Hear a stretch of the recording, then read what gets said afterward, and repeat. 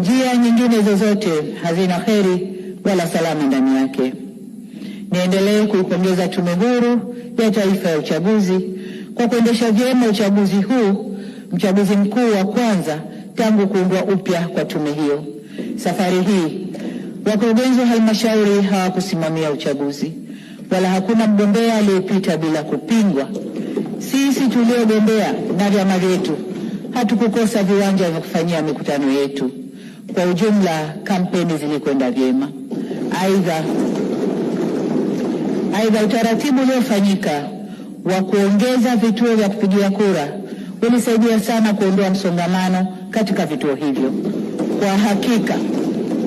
Kwa hakika upigaji wa kura ulirahisishwa sana na haukuchukua muda mwingi wa wananchi kama ilivyozoeleka.